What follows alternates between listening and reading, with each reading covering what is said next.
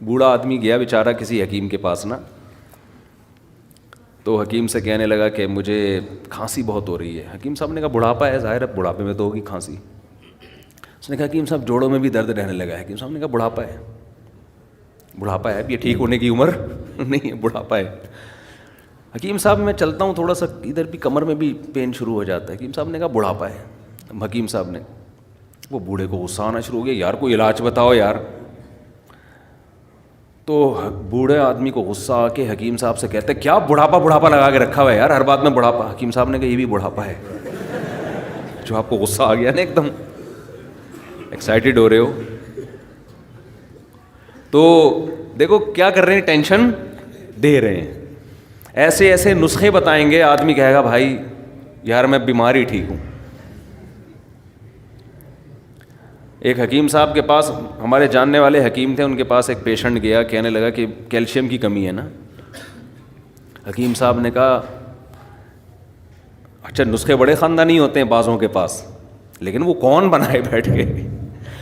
حکیم صاحب نے کہا یہ جو انڈا ہے نا اس کا چھلکا, مجھے پورا بھی یاد بھی نہیں, 15-20 سال پرانی بات ہے, یہ انڈے کا چھلکا لو, چھلکے کو کھرل کرو, کھرل کر کے پتہ نہیں کون سا اس میں کشتہ ملاؤ, پھر اس کو مٹکے کے اندر دفن کر دو, 6 مہینے بعد نکالو, پھر اس میں پتہ نہیں اتنا دودھ ملاؤ, کیا کرو, وہ اتنا لمبا. اس نے کہا میں ہڈیوں کے کیلشیم کے بغیر ہی ٹھیک ہوں, میں ہڈیوں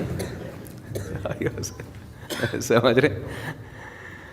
لیکن بہرحال بیاض کبیر نام کی ایک کتاب ہے حکمت پر, ہندوستان میں لکھی گئی ہے, بہت خاندانی کتاب ہے. اس سے آپ کو اندازہ ہوگا کہ حکیموں کی ریسرچ کتنی ہوا کرتی تھی, کتنی ریسرچ ہوا کرتی تھی. تو آج دیکھو کیسے کیسے عطائی 2 نمبر قسم کے لوگ اس فیلڈ میں گھس گئے ہیں. لیکن کتابیں پڑھ کے خود سے نہ کھانا شروع کر دیں کیلشیم کے لیے, جب تک یا تو کسی ڈاکٹر سے دوا لیں سیدھا انسان کے بچوں کی طرح, یا کوئی صحیح ریلائبل حکیم ہو جو کسی ادارے سے پڑھا ہوا ہو پراپر. ادارے کے پڑھے ہوئے آدمی میں غلطی کا امکان کم ہوتا ہے, پیچھے پورا انسٹیٹیوٹ ہے, ادارہ ہے, وہ کوئی ایسی چیز مارکیٹ میں نہیں لائے گا جو کسی کو پتہ ہی نہیں ہے. اچھا خیر ہم کہاں چلے گئے, تو نبی صلی اللہ, ہمیں یہ بتا رہا تھا کہ آپ صبح اٹھ کے جب اس طرح سے خاندانی طریقے سے مسواک کریں گے, مزہ نہ آئے پیسے واپس, آپ کے منہ میں خوشبو پیدا ہوگی.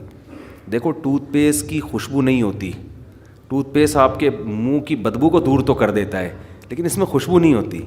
مسواک والے جو ہوتے ہیں نا, ان کے قریب جاؤ, ایک الگ سے آپ کو اچھی اسمیل آئے گی, اس میں ایک الگ سے معدے تک کو فائدہ پہنچاتی ہے نیم کی مسواک, پیٹ کو فائدہ پہنچاتی ہے. تو میں یہ کر رہا تھا کہ یہ بھی ایک صفائی کی قسم ہے, اسلام نے اس کو بھی فوکس کیا.